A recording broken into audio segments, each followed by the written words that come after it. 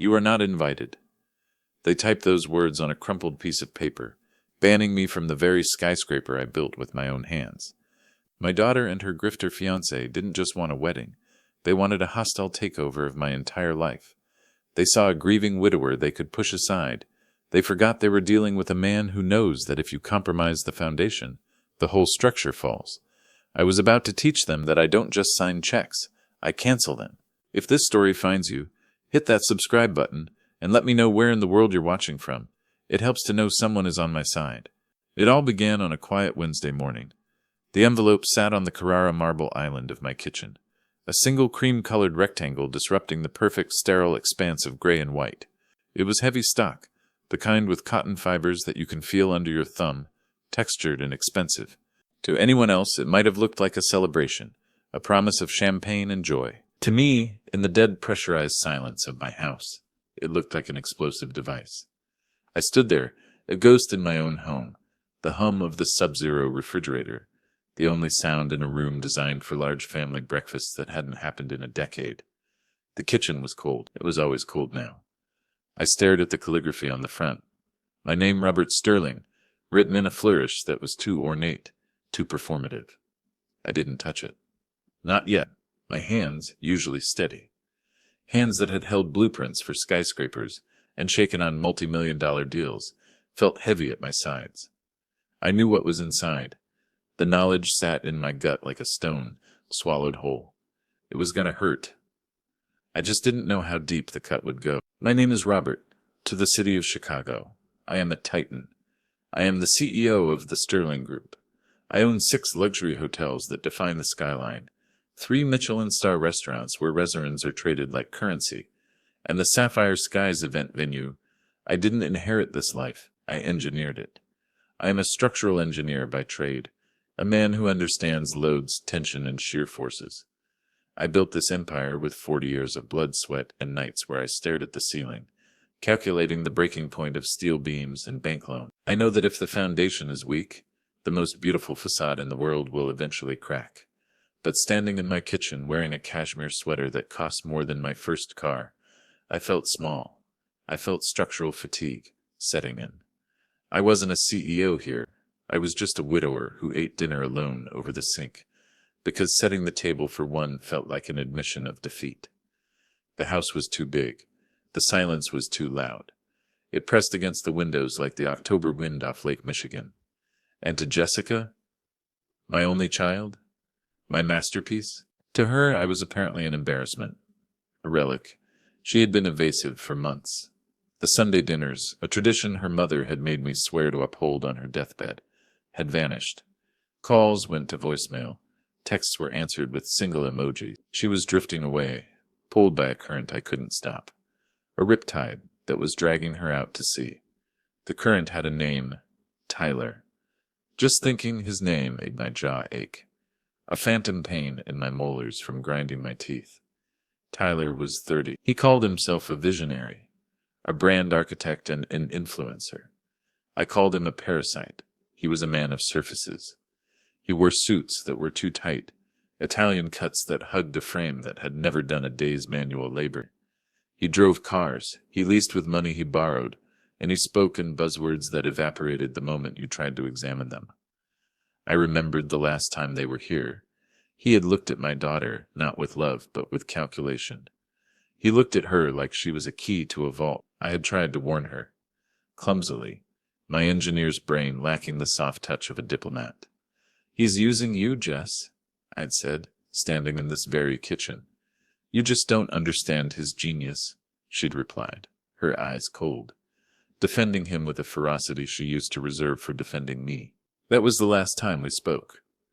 The silence since then had been a wall I couldn't breach. I finally reached out and picked up the envelope. It hadn't been mailed.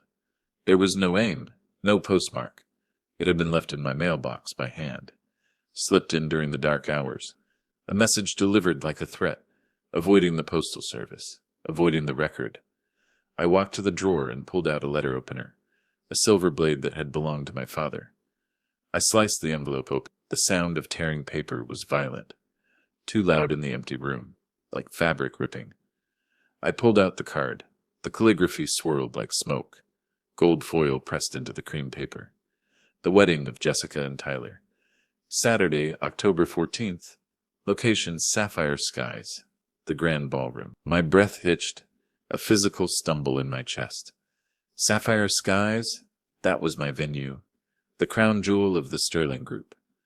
I had designed it myself, sketching the initial blueprints on napkins in a diner 3 decades ago when I was broke and hungry.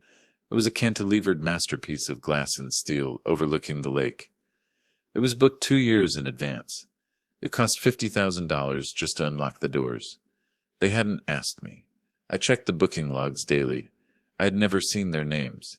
They didn't ask. They took entitlement. It was a rout, and it had spread to the foundation. I noticed a second piece of paper clipped to the back of the heavy invitation. It wasn't fancy cardstock. It was plain, bright white printer paper, folded hastily. I unfolded it. Dad, we need to talk. Please don't make a scene. We've decided to keep the ceremony aligned with our brand. I stared at the words. Aligned with our brand. Jessica didn't talk like that. Jessica was an art history major who loved poetry and messy paintings. She didn't speak in corporate sterility. Those were Tyler's words coming out of her pen. He was overriding her, line by line. I read on, my grip on the paper tightening, crumpling the edges. Tyler feels that your presence would send the wrong message to the investors we've invited. You represent the old world. We are launching the new. Please respect our privacy. And then the line that stopped my heart. The line that took the air out of the room.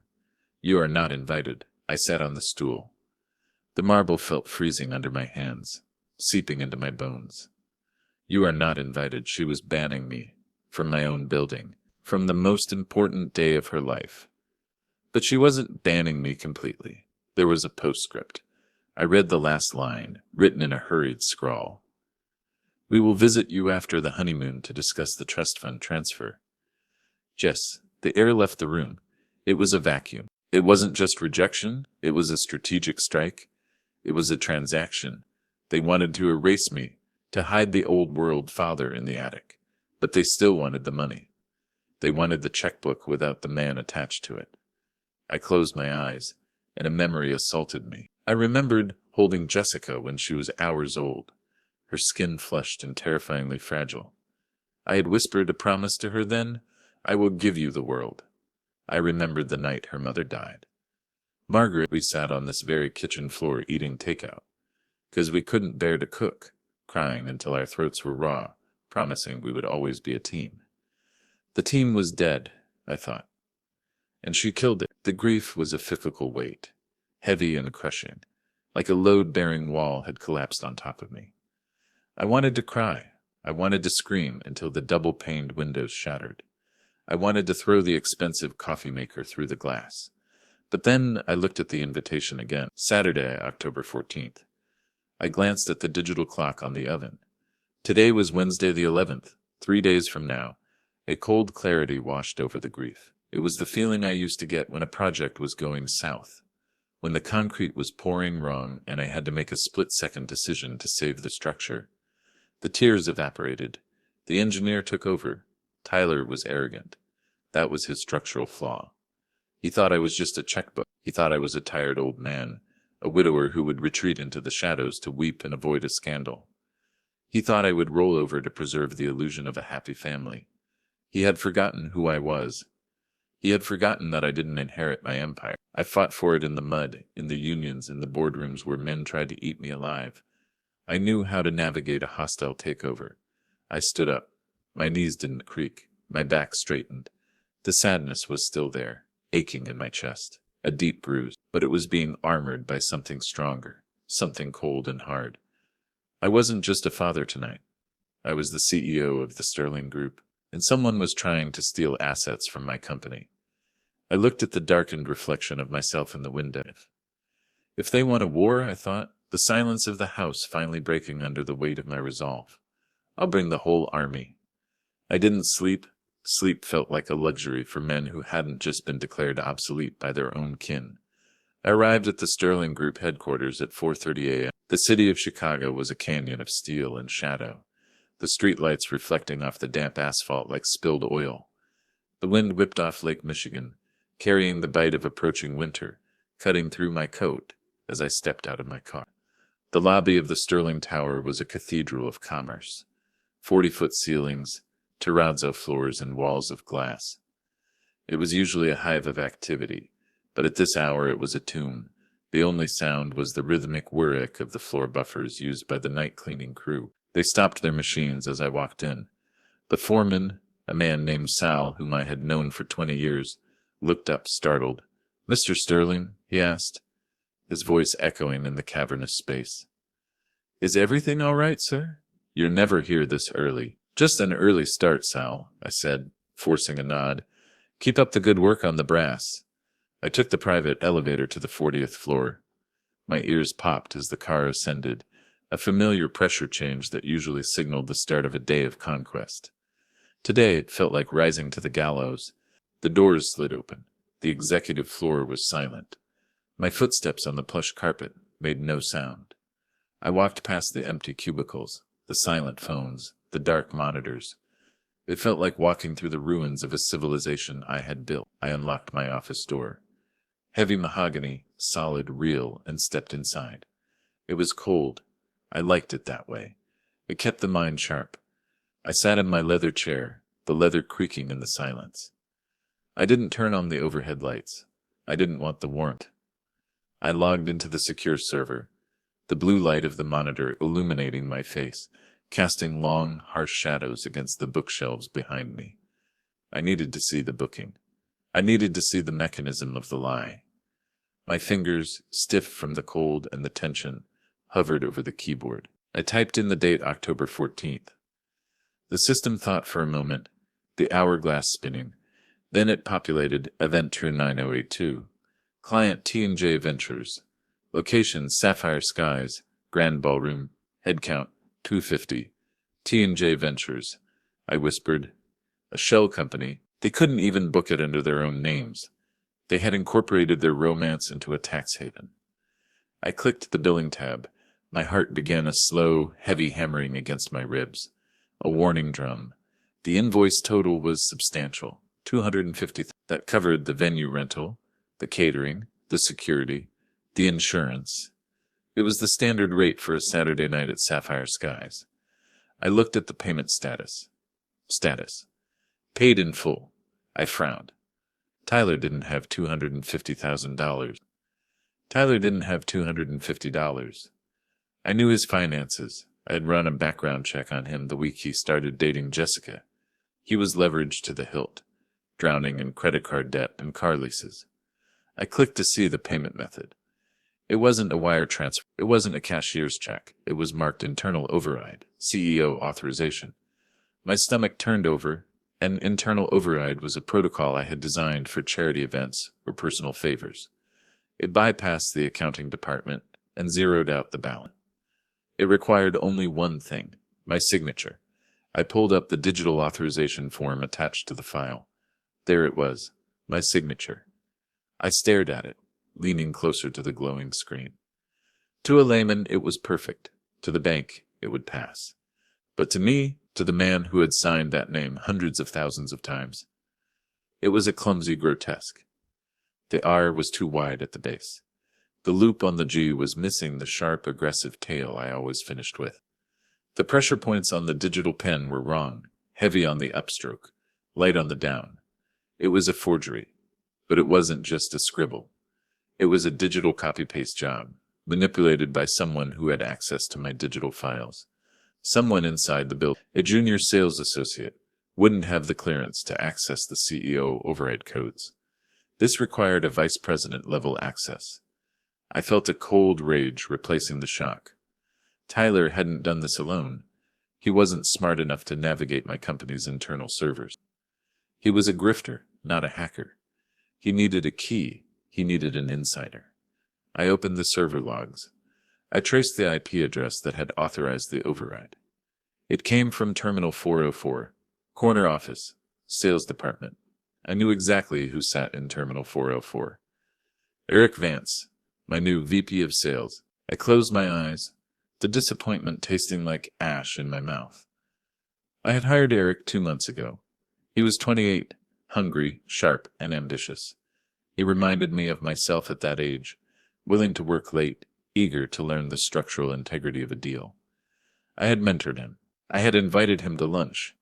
I had introduced him to the board as a future leader. I had noticed he wore a Rolex Daytona that cost more than his annual salary.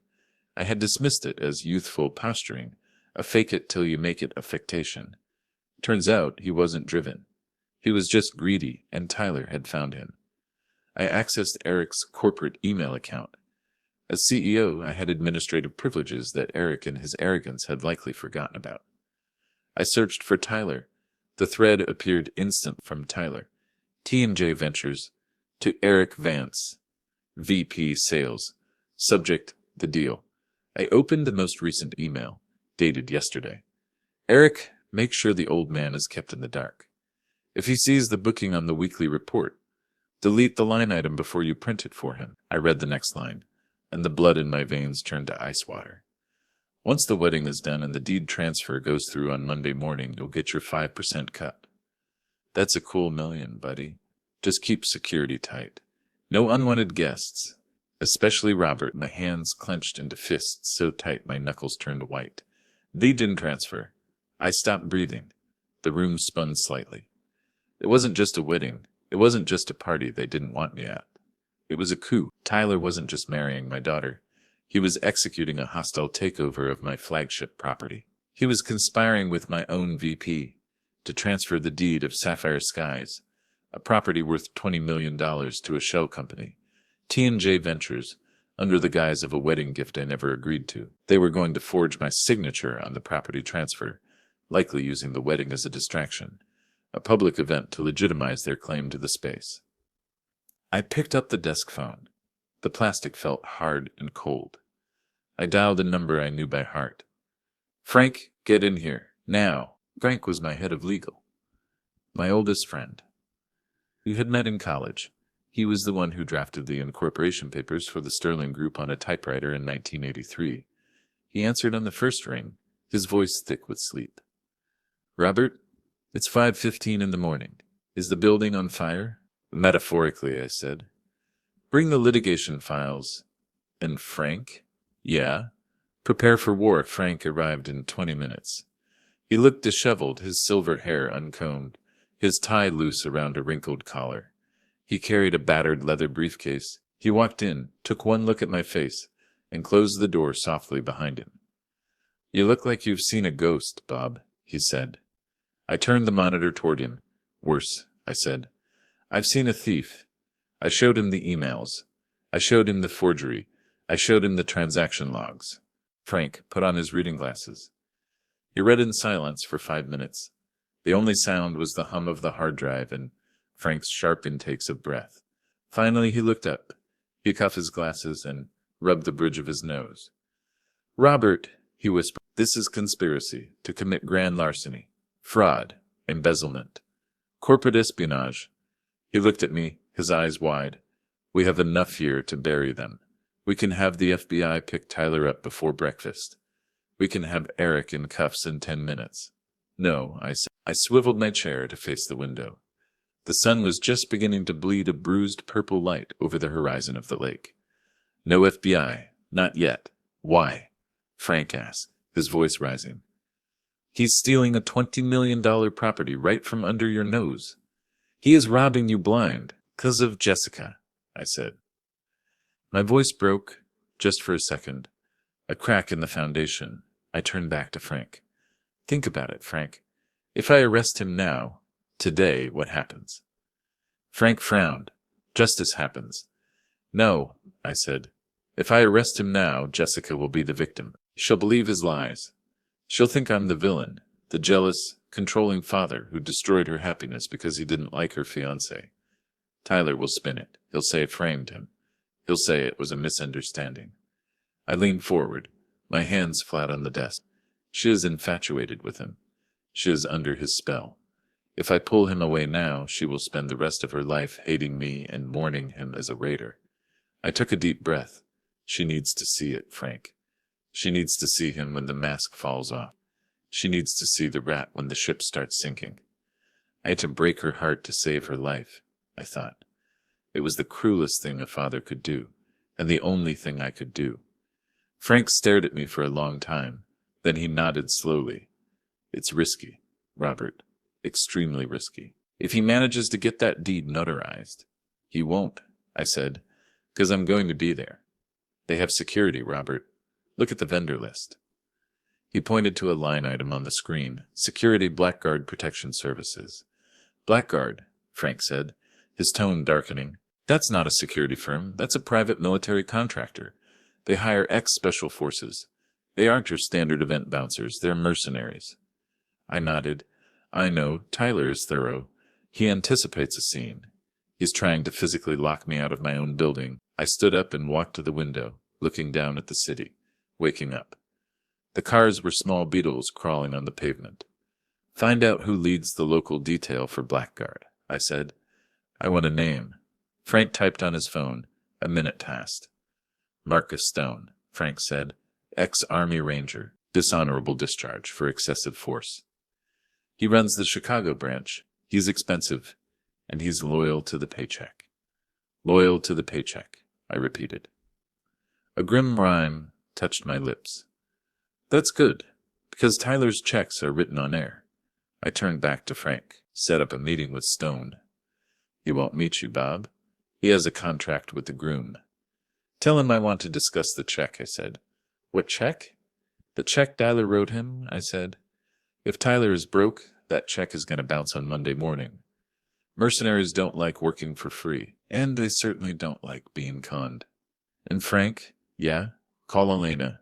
I need the forensic unit. We need to trace every penny. Elena arrived at 9 a.m. sharp. She was the head of forensic accounting for the Sterling Group, a woman who could read a spreadsheet like a symphony conductor reads a score. She was small, unassuming in a gray cardigan and reading glasses, but I had seen her tear apart CFOs of rival companies until they were sweating through their suits. She didn't offer pleasantries. She saw the look on my face and Frank's disheveled appearance. Who are we hunting? She asked, setting her laptop on the mahogany conference table. T&J Ventures, I said. My voice gravelly. I want to know where the money is coming from, and more importantly, where it's going. The office fell into a heavy rhythmic silence, broken only by the aggressive clack-clack-clack of Elena's mechanical keyboard.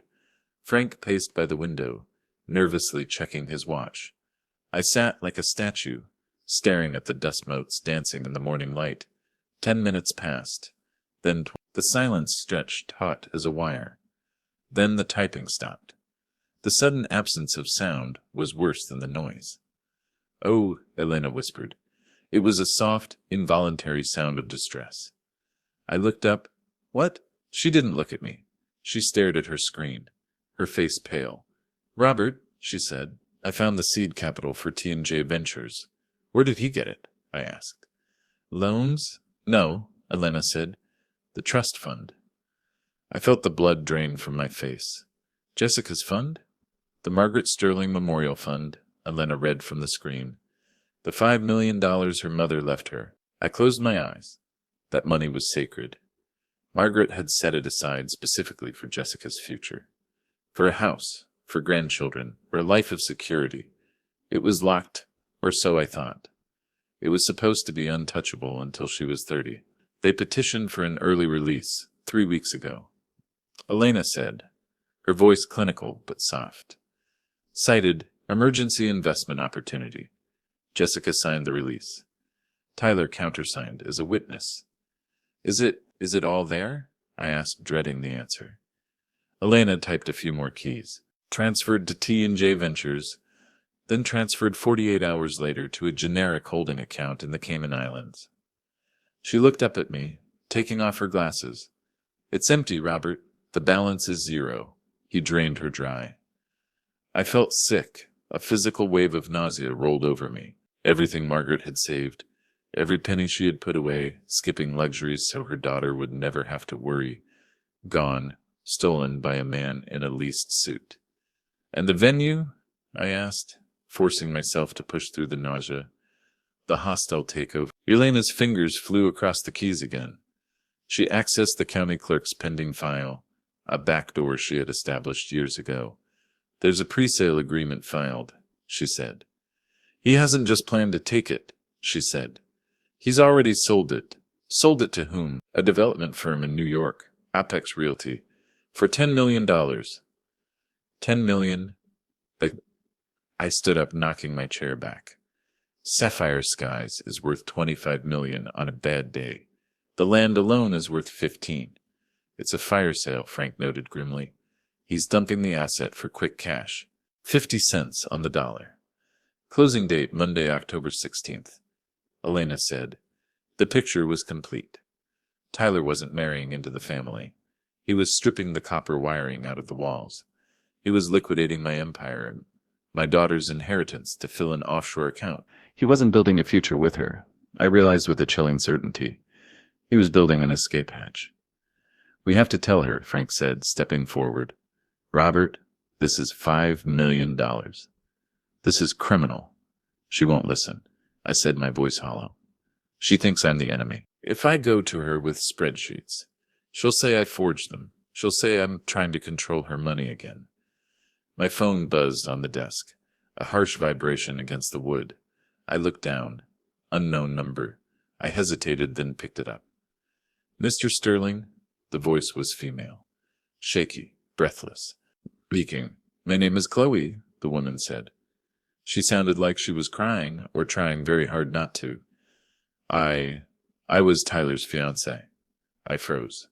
I motioned for Frank and Elena to be quiet. I put the phone on speaker. Go on, I said. I saw the announcement online, she said. The wedding at Sapphire Skies. He's doing it again. He did this to you, I asked gently. 3 years ago, in Miami, Chloe said. Her voice gained a little strength. Fueled by anger, he swept me off my feet. He was a venture capitalist then. We got married on a yacht. 2 weeks later, my savings were gone. He mortgaged my grandmother's house without me knowing. He forged my signature. And then he vanished, she whispered. Just disappeared. I was left with the debt. I lost the house. I lost everything. But Robert, she paused, her breath hitching. You need to be careful. Why? I asked. Is he dangerous? There was a long silence on the other end. He's not just a thief, Chloe said. The fear in her voice was palpable now. When he gets cornered, when the charm stops working, he changes. He put me in the hospital, Mr. Sterling. Broken ribs, orbital fracture. Because I asked where the money went. He creates a fantasy, she warned. And if you pop the bubble, he gets violent. The line went dead. I lowered the phone slowly. My hand was shaking. Not from age, but from a primal protective rage. This wasn't just about money anymore. It wasn't about the building or the legacy. It was about safety. My daughter was sleeping next to a monster. I wasn't fighting for her inheritance. I was fighting for her life. I looked at Frank. The legal or financial maneuvering didn't matter as much now. I needed physical control of the situation. Did you find the leader of Blackguard? Yes, Frank said, looking at his notes. Marcus Stone, I found his direct line. Set up a meeting, I said. He won't meet you, Robert. Protocol. He doesn't talk to the target. Tell him I want to discuss the solvency of his employer. I said coldly, tell him I have the bank records. What are you going to offer him?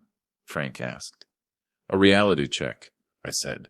The check Tyler wrote him is for show. If Tyler is broke, and he is, then Blackguard isn't getting paid on Monday. Mercenaries don't like working for free, Frank muttered, a small grin appearing. Exactly, they are loyal to the highest bidder. And I am the highest bidder. I'll make the call, Frank said. I needed air. I needed to see the battlefield. I spent the Adderman at Sapphire Skies. Even though I was banned, the staff was mine. I had hired them, trained them, paid for their children's braces. I walked through the back service entrance. The kitchen was a hive of activity, steam rising from massive stock pots, the air thick with the smell of prep work. The staff stopped when they saw me. They looked nervous. They knew about the bandit. My head chef, Marco, a man with a mustache as wide as his smile usually was, avoided my eyes. He was chopping onions with unnecessary force. Marco, I said, my voice cutting through the clatter of pans, Mr. Robert, Marco mumbled, wiping his hands on his apron. He looked guilty. Is everything ready for Saturday? I asked, walking over to his station. Marco sighed, his shoulders slumping.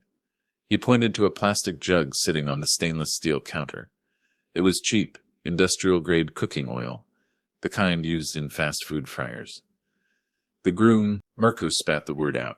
He changed the menu. He ordered truffle risotto, Marco said, his voice trembling with professional insult. But when I submitted the order for the white albas, he canceled it. He told me to use this. He gestured to a bottle of synthetic truffle oil, chemical perfume. Why? He said. The guests are idiots. They won't know the difference.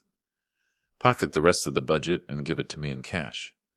I stared at the jug of oil. It was a perfect metaphor for Tyler. Shiny on the outside, toxic on the inside. He was stealing pennies from the catering budget while trying to steal the bank from the family. He had no floor.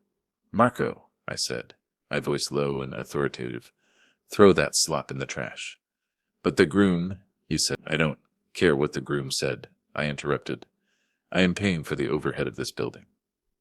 My name is on the door, and at a Sterling event we do not serve garbage. I pulled out my personal credit card, black titanium, and laid it on the counter. Order the white truffles from Alba, the real ones. Order the Wagyu beef.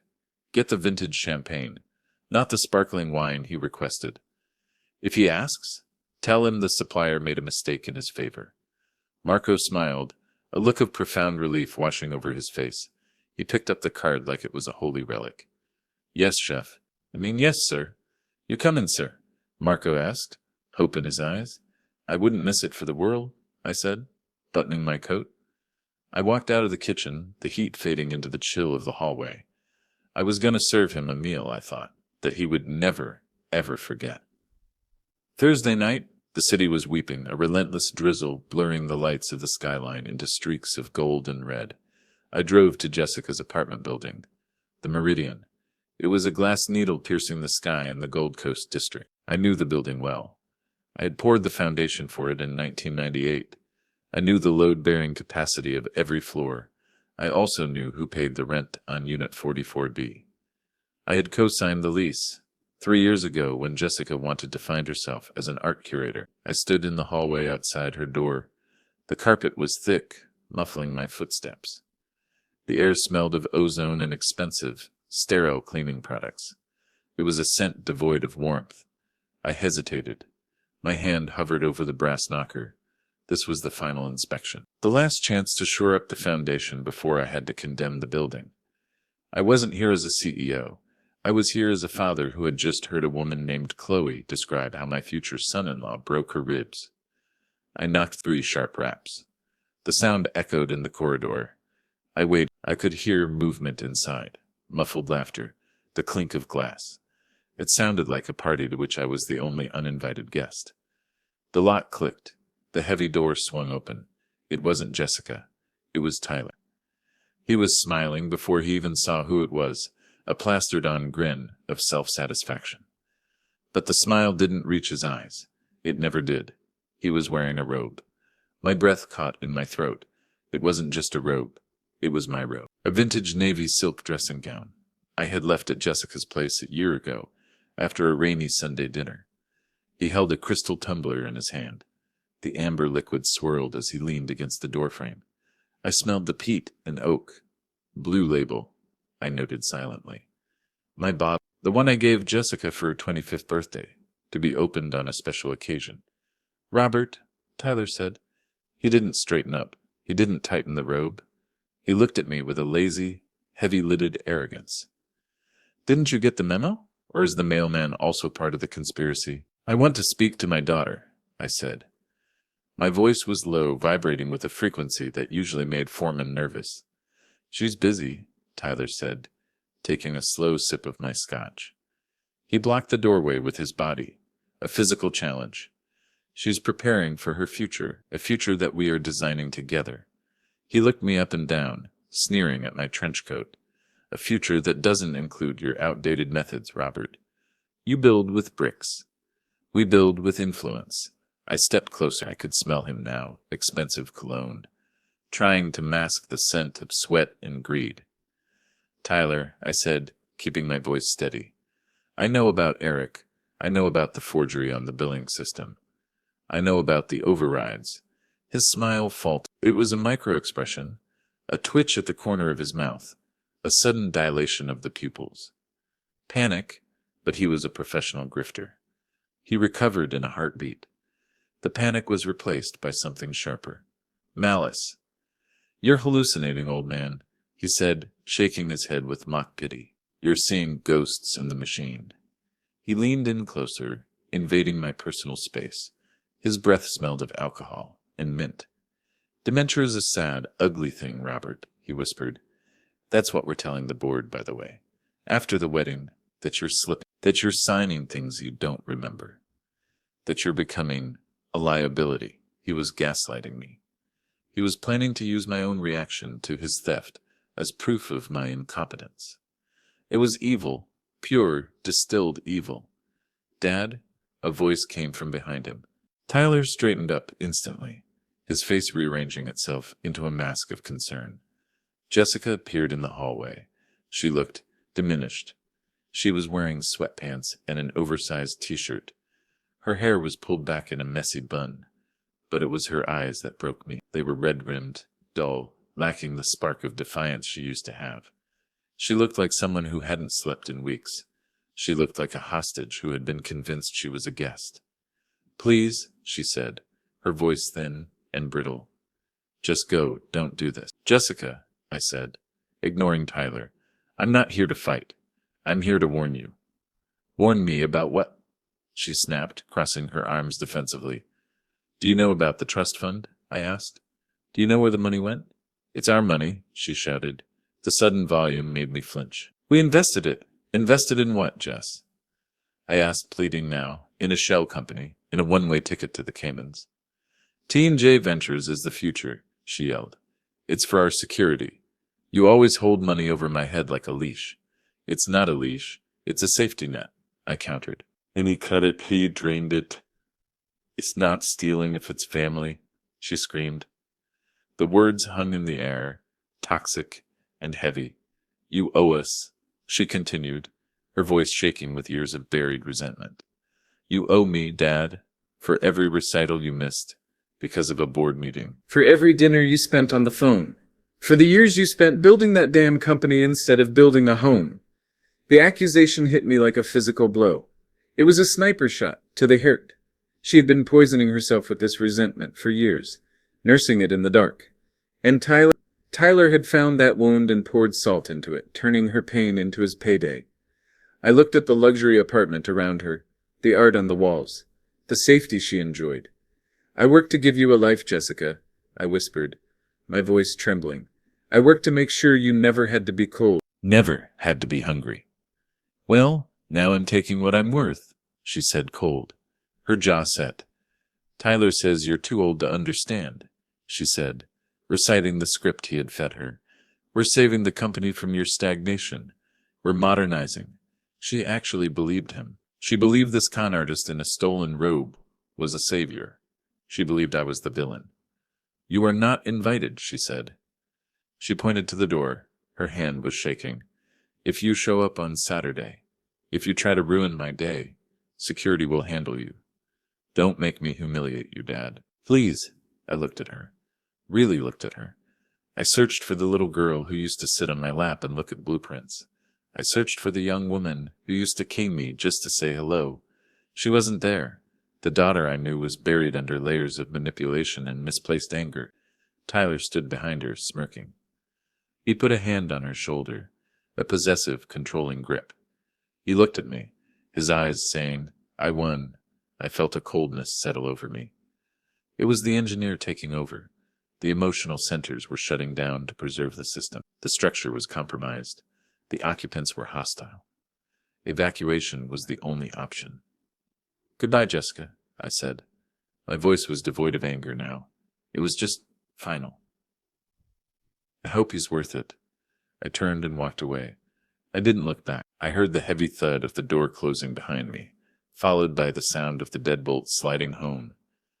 I walked down the long, sterile hallway to the elevator. My heart was beating slowly, heavily, The grief was there, but it was locked away in a containment chamber. I pressed the button. The doors slid open. I stepped into the mirrored box. I saw my reflection. I didn't look like a victim. I looked like a man who had just cleared the blast zone. I pulled out my phone. I dialed Frank. "Frank," I said. The signal was clear. "Robert?" Frank's voice was anxious. "How did it go?" "Execute the plan," I said. "Are you sure, Robert?" "Once we pull this trigger." "I'm sure," I said, watching the floor numbers count down. "The daughter I knew is gone. All that's left is an accomplice." "And Frank?" "Yes? Tell Marcus Stone I'm doubling the offer." Friday morning, 7 hours. The rain had stopped, leaving the city scrubbed raw and gray. I drove to the south side, away from the glass towers and manicured parks, to a neighborhood where the buildings were brick and the windows were barred. I parked in front of Sully's, a diner that smelled of stale grease and decades of cigarette smoke trapped in the upholstery. It was neutral ground. I sat in a booth at the back, facing the door. My back was against the wall, a habit I learned from my father, a union man who knew that you never let anyone walk up behind you when money was on the table. The bell above the door chimed. The air in the room seemed to get heavier. Marcus Stone walked in. He was a mountain of a man. He moved with a terrifying grace for someone his size. 6'5", easily 250 pounds of dense muscle. He wore a black tactical jacket and cargo pants. A scar ran from his left temple down to his jawline, a souvenir from a war I had only read about in newspapers. He scanned the room once threat assessment, then locked eyes with me. He didn't shake my hand. He slid into the booth opposite me. The vinyl groaned under his weight. "Mr. Sterling," Marcus said. His voice was like grinding gravel. "You're a hard man to refuse." Your lawyer was persistent. "I'm a man who likes to solve problems before they become structural failures," I said. I signaled the waitress. "Coffee. Black. Leave the pot." Marcus watched me. He was analyzing me, looking for weakness, for fear. I let him look. I was 65, but I wasn't afraid. I was the client. "I have a proposition," I said, leaning forward. "I have a contract," Marcus replied instantly, his tone flat. "With the groom, J Ventures." "I know," I said. "I've read it. Standard protection detail. Crowd control. VIP extraction." "Then you know I don't break contracts," Marcus said. "It's bad for reputation." "Contracts are based on consideration," I said. "Exchange of value. If one side provides no value, the contract is void." I reached into my briefcase. I didn't pull out a gun. I pulled out a manila folder. I slid it across the sticky table. "Open it." Marcus hesitated, then flipped the folder open. Inside was a single sheet of paper, a real-time printout of the J Ventures operating account. Time-stamped 30 minutes ago. Elena had done her work well. "Look at the balance," I said. Marcus looked, his eyes narrow. $450. "He drained it," I explained calmly. "He moved the seed money to the Caymans yesterday afternoon. He is planning to run, Marcus, as soon as the wedding is over." "The check he gave you on signing?" I continued, watching his face. "The $50,000 deposit? It cleared, but the balance? The remaining 100,000 due on completion?" I pointed to the negative number. "It's going to bounce on Monday morning. You and your men are working for free." Marcus stopped chewing the toothpick in his mouth. The air in the booth grew very still. Mercenaries deal in violence, but they live for money. To cheat a man like Marcus Stone was suicide. Tyler didn't know that. Tyler thought everyone played by corporate rule. "He's playing you," I said softly. "He thinks you're a hired thug who won't check the books." Marcus closed the folder. His hand was a fist on the table. "If this is true," Marcus whispered, a dangerous edge entering his voice, "I'm going to have a conversation with the groom." "No," I said, "not yet." I reached into my jacket pocket. I placed a cashier's check on the table. It was drawn on my personal account. The amount was $250,000, double the contract. "This clears today," I said. "Right now. You can walk into the bank across the street and cash it." Marcus looked at the check. He looked at the zeros. He looked at me. The mercenary calculation was happening behind his eyes. Loyalty versus liquidity. What do you want me to do? He asked. You want me to hurt him? No, I said. I don't need violence. I need access. I took a sip of the bitter coffee. When I walked through those doors on Saturday, I said, You do nothing. You let me pass. Marcus raised an eyebrow. He gave us strict orders. Shoot on sight protocols if you try to enter. Ignore them, I said. Your team stands down. And then, I said, my eyes locking with his, when I give the signal, you remember who signs your paycheck. You work for the Sterling Group now. Marcus picked up the check. He folded it neatly and placed it in his tactical vest, right over his heart. He stood up. He grinned, a shark's grin, all teeth and no warmth. Pleasure doing business with you, Mr. Sterling. He walked out. I sat there for a moment, listening to the rain start again. I had just bought an army. Now I had to lead them. Saturday, October. The day arrived with a sky the color of a bruise. The wind whipped off Lake Michigan, churning the water into whitecaps. It was a violent day. I stood in my dressing room. I didn't put on a suit. I put on armor, charcoal gray bespoke wool, a white shirt starched so stiff it could cut skin, annex cufflinks, a black silk tie. I looked in the mirror. The lines on my face seemed deeper, etched by the last 3 days of sleepless maneuvering. But my eyes were clear. I didn't look like a retiree. I looked like a titan of industry. I looked like the man who built the skyline. I drove to Sapphire Skies myself. No chauffeur. I wanted to feel the wheel in my hands. The engine of my vintage Mercedes growled as I merged onto Lakeshore Drive. I pulled into the long, winding driveway of Sapphire Skies. The venue was spectacular. I had designed the cantilevered roof to look like a bird taking flight. Today, under the storm clouds, it looked defiant. The parking lot was full. Rent-a-cop valleys were parking Ferraris and Porsches. Tyler's investor friends no doubt driving cars they didn't own. I drove past the ballet stand. The kid waved for me to stop. I ignored him. I drove straight to the owner's spot, Space 10001, right next to the main entrance. I parked. I turned off the engine. The silence inside the car was absolute. Showtime, I thought. I stepped out. The wind hit me, biting and cold. I walked up the grand staircase. 2 massive men in black tactical suits stood guard at the glass doors. They wore earpieces and sunglasses despite the gray sky. Blackguard. I didn't recognize them. They weren't Marcus. They were the muscle. I walked straight toward them. Invitation? The first guard grunted, stepping into my path. He crossed his massive arms. He didn't look at me. To him, I was just an old man crashing a party. I don't have one, I said, my voice cutting through the wind. Then walk away. Pop, the guard said, bored. Private event. No invite. No entry. I am Robert Sterling, I said. I own this building. I own the ground you are standing on. The guard smirked. It was an ugly, dismissive thing. Yeah, we were warned about you, the groom said. Watch out for the delusional dad. He stepped closer, towering over me. Look, sir. We have authorization to remove you physically.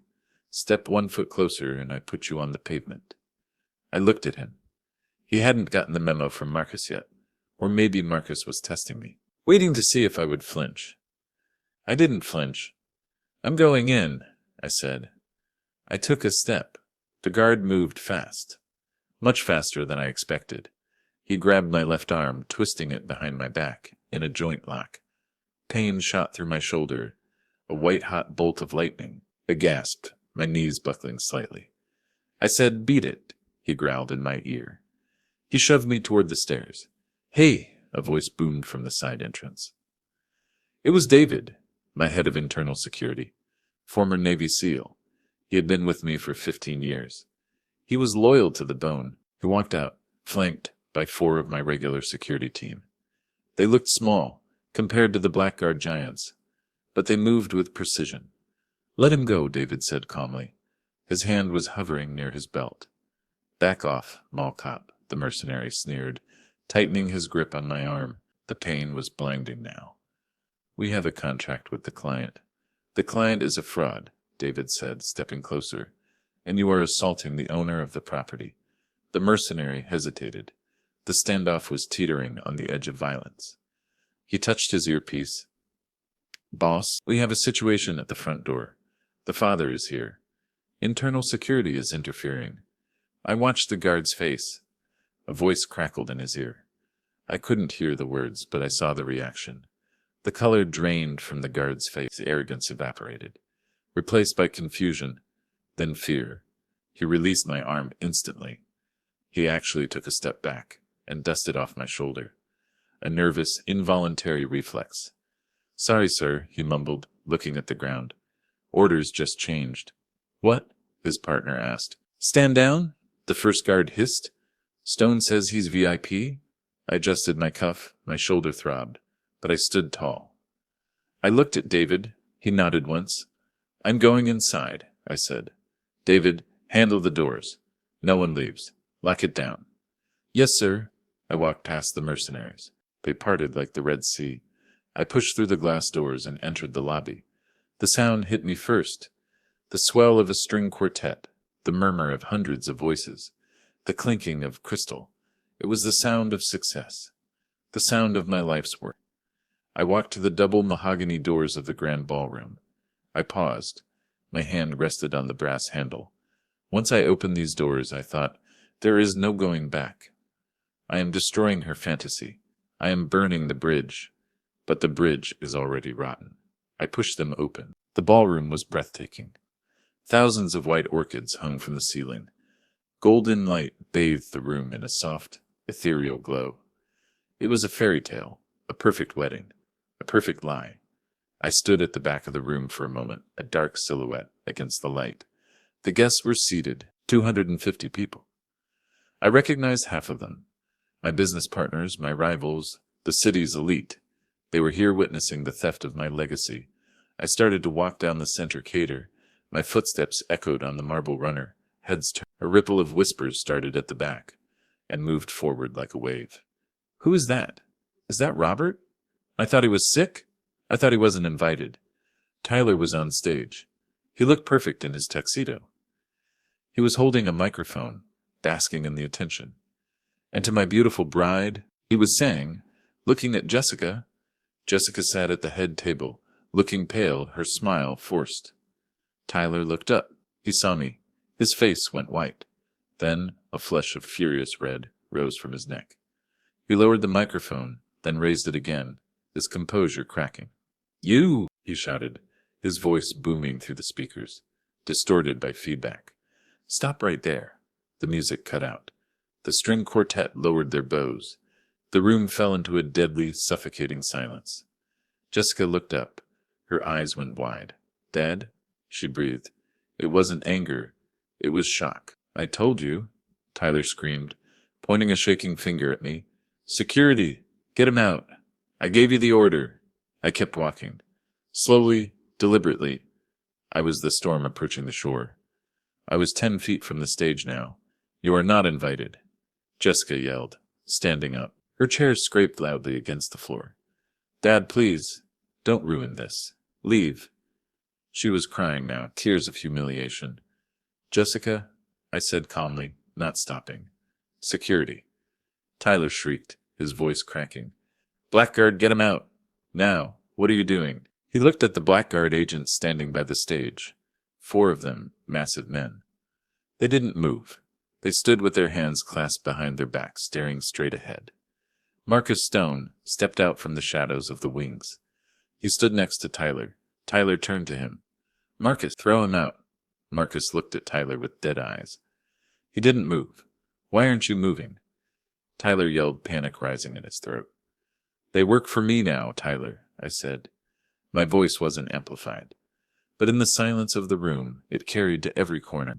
Tyler backed up, bumping into the wedding cake table. What?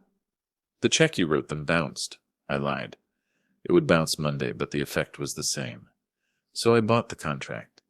I stepped onto the stage. I turned to the crowd. The deed isn't transferring, Tyler, I said, because forgery is a felony. A collective gasp went through the room. The investors exchanged nervous glances. Liar, Tyler screamed. He looked like a cornered rat. Jessica, tell them. Tell them you authorized it. Jessica looked at Tyler. She looked at me. She looked at the crowd. The doubt was creeping in. She stammered, Dad, we talked about this. No, Jess, I said softly. You didn't talk. He talked. You just signed. He lied, I continued. Just like he lied about the trust fund. What trust fund? Tyler said quickly. That's private. The $5 million, I said, that you wired to the Caymans yesterday. Jessica froze. Tyler, you said that was in a secure bond. Just like he lied to Chloe, I said. Tyler's eyes bulged. The blood left his face completely. Who? Jessica asked, her voice trembling. His wife, I said. His current wife. In Miami. The room erupted. People stood up. Chairs knocked over. Jessica stepped back from him as if he were radioactive. You're married? She's lying? He's lying? Tyler screamed, looking around wildly. It's a conspiracy. He's senile. I turned to the crowd. Ladies and gentlemen, I said, my voice commanding the room. This man is not a visionary. He is a fraudster. He has drained my daughter's accounts. He has attempted to steal this property. And this wedding is a crime scene. But that wasn't the worst part, I said, looking at Tyler. You forgot to pay your other debts, Tyler. I pointed to the back of the room. Standing near the exit was a woman in a red dress. She looked out of place, too sharp, too dangerous. That is Lydia Thorne, I said. She represents the private lenders you borrowed $1.5 million from to lease your cars and your suits. She is a loan shark, Tyler, and she's very unhappy about the Cayman transfer. Tyler froze. He looked at the back row. Lydia Thorne smiled. It was a terrifying smile. She raised a glass of champagne to him. It was over. The facade shattered. He knew it. There was no way out. The investors were furious. The security was mine. The police were coming. The loan sharks were here. And then the mask fell off completely. He snapped, The collapse of a narcissist is a dangerous thing to witness. It doesn't happen like a building imploding neatly, vertically into its own footprint. It happens like a pipe, bursting under pressure, messy, violent, and spraying shrapnel in every direction. Tyler looked at the exit where Lydia Thorne stood. He looked at the police officers entering through the main doors, their radios crackling. He looked at me. His eyes, usually calculated and cold, were now wide, frantic, animalistic. The logic center of his brain had severed. His hand shot out. He didn't reach for me. He didn't reach for his pockets. He grabbed a steak knife from the head table, a heavy, serrated blade with a pearl handle, one of the expensive ones I had ordered. No, Jessica screamed, realizing too late that she wasn't the co-pilot. She was the cargo. Tyler spun her around. He locked his arm around her neck, pulling her back against his chest. He pressed the knife to her throat. The blade dug into the soft skin just below her jawline. A tiny bead of blood appeared, bright red against her white makeup. Back off, Tyler screamed. Spittle flew from his mouth. Everyone back off. The reaction in the room was a wave of chaotic motion. Guests dove under tables, knocking over crystal glasses that shattered with the sound of wind chimes. The string quartet scrambled off the stage, dropping their instruments. Tyler, stop, Jessica sobbed, clawing at his arm. You're hurting me. It's me. It's Jess. Shut up, Tyler spat, tightening his grip. You stupid bitch. I needed that money. You promised me the venue. You said the old man was weak. I watched them. My daughter, the man she thought was her soulmate, he wasn't shielding her. He was using her as a meat shield. The illusion of their partnership evaporated in the harsh reality of survival. I stood 5 feet away. My heart was hammering against my ribs, a chaotic rhythm that defied my calm exterior. Structure compromised. My mind screamed, critical failure, imminent. I had faced union bosses with baseball bats. I had faced hostile boards, but I had never faced a blade at my child's throat. Every instinct roared at me to rush him, to tear him apart with my bare hands. But I was an engineer. I knew that impulse was fatal. If I moved, he flinched. If he flinched, the carotid artery was severed. Tyler, I said. My voice was low, devoid of the panic that was eating me alive. Look at me. Stay back, he shrieked. He waved the knife, then pressed it back against her skin. I'll kill her. I swear to God, Robert, I'll open her up. There is no way out, I said, keeping my hands visible, palms open. The police are at the doors. Marcus and his men have the perimeter. You are in a box, Tyler. Get me a car, Tyler yelled, his eyes darting around the room, looking for an exit that didn't exist. I want a helicopter on the roof. Tell them to back off. You watch too many movies, Tyler, I said, taking a microscopic step forward. This isn't a movie. This is a felony kidnapping charge. If you hurt her, it becomes a murder charge. I don't care, he screamed. I'm not going to jail, poor. I'm a businessman. No, I said, my voice hardening. You're a thief, and not a very good one. I saw his eyes flicker to me, fueled by rage. That was what I needed.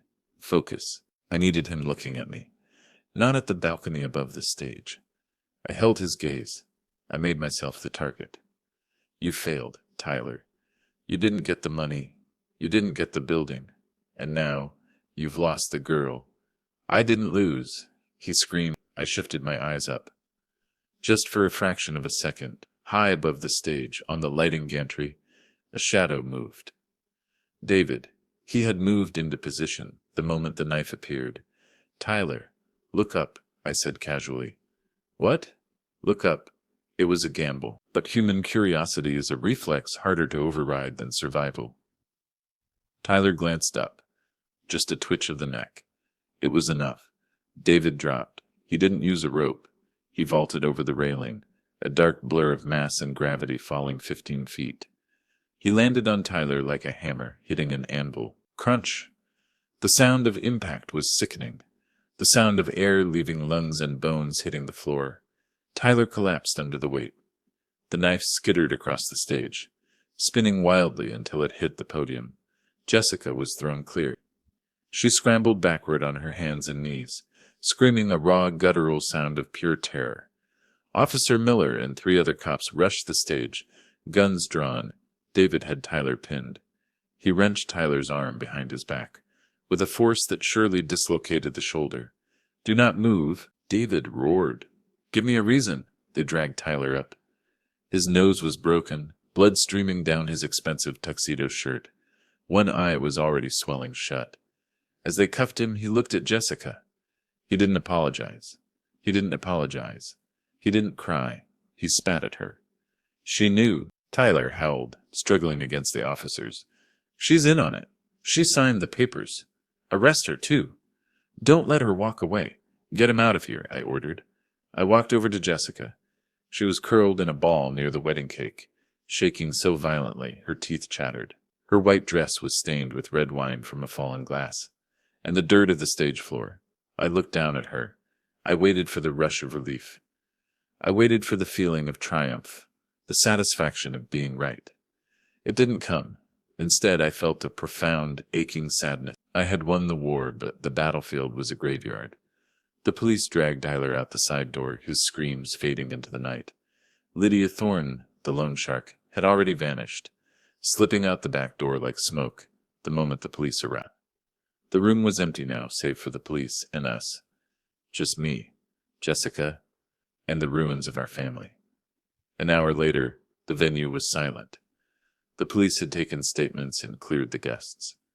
The only light came from the work lights the cleaning crew used. The golden glow was gone, replaced by a harsh, clinical white. The smell of the room had changed. It no longer smelled of orchids and perfume. It smelled of spilled alcohol, sweat, and ozone. Jessica sat on a folding chair in the center of the mess. She was wrapped in a gray wool blanket one of the paramedics had given her.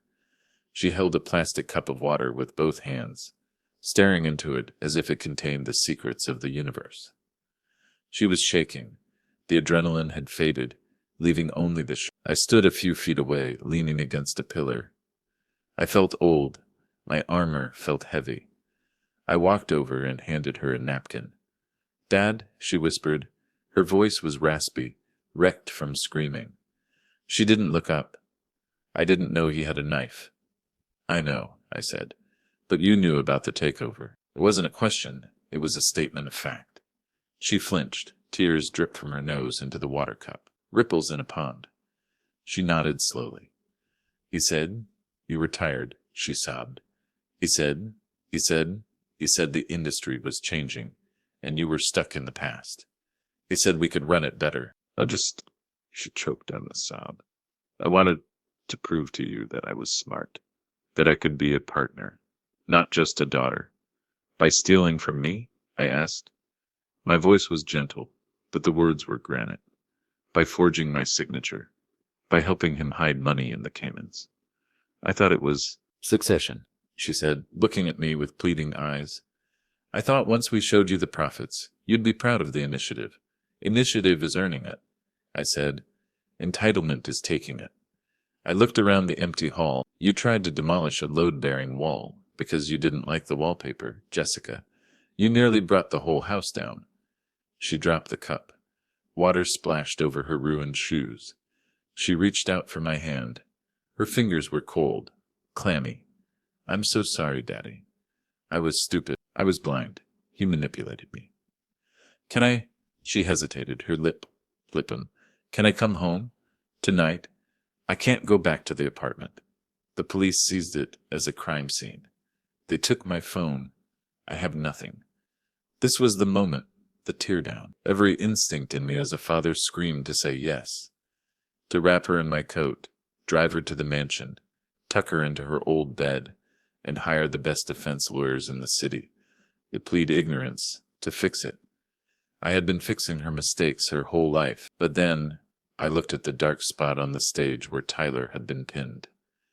I thought about the forgery. I thought about the old world comment. If I saved her now, she would never learn. She would view this as a stumble, not a fall. She would always be the girl who thought the world owed her a living, who thought that consequences were things that happened to other people. I had built a weak foundation for her. It was my fault. And now I had to break it to rebuild it. No, I said. The word hung in the air, heavier than the silence. Jessica froze. She blinked, as if she hadn't heard me correctly. What? You cannot come home, I said. But I have nowhere to go, she whispered, panic rising again. I have no money. Tyler spent it all. My accounts are frozen. You have a degree? I said. You have your health. You are young. And you have the name I gave you. That name still means something in this city, even if you tried to tarnish it. I reached into the inner pocket of my tuxedo. I pulled out a single white card. It wasn't a credit card. It wasn't a check. It was a business card, cheap cardstock. I handed it to her. She took it, confused. She read it in the harsh light. Staffing Solutions, temporary employment agency. Go there on Monday, I said. Get a job. Any job. File clerk. Waitress. Data entry. Anything. Dad, please, she cried, dropping the card. On your daughter, you have millions. You can't leave me on the street. I leaned down and picked up the card. I placed it firmly in her hand and closed her fingers around it. I love you, Jessica, I said, my voice cracked, tears finally stinging the corners of my eyes. I love you enough to let you grow up. You tried to take the crown without the kingdom, I said. You wanted the power without the weight. Now you have to build your own kingdom from the ground up, like I did. You're abandoning me? She screamed, her voice echoing off the vaulted ceiling. After everything? No, I said. I'm inviting you to the real world. I stood up. My knees popped. I felt every year of my age. I turned my back on her. Daddy, don't walk away. I started walking down the long aisle, past the overturned chairs, past the shattered glass. My heart was breaking with every step. It felt like I was leaving a part of myself behind on that stage. But my back was right. I was the CEO. I had protected the company. I pushed open the double doors. The cold night air hit me. It felt clean. David was waiting by the car. He looked at me, then past me at the closed doors, where Jessica's sobbing could still be faintly heard. You okay, boss? David asked softly. I paused. I looked at the sapphire skies sign, illuminated against the dark sky. It was safe. It was mine. No, David, I said. I'm not. I got into the driver's seat of the Mercedes. I started the engine. The rumble was comforting, mechanical, predictable. I was the owner. I was the victor. I had crushed the coup, but as I drove down the winding driveway, leaving my daughter to face the wreckage of her choices, I knew the truth. This was the hardest deal I had ever closed. I drove onto the highway, the city lights blurring into streaks of gold. I was going back to a silent house, to a cold kitchen, but I knew I had done the only thing that could save her. One day I thought, gripping the steering wheel until my knuckles turned white, she would understand. One day she might thank me, but not tonight.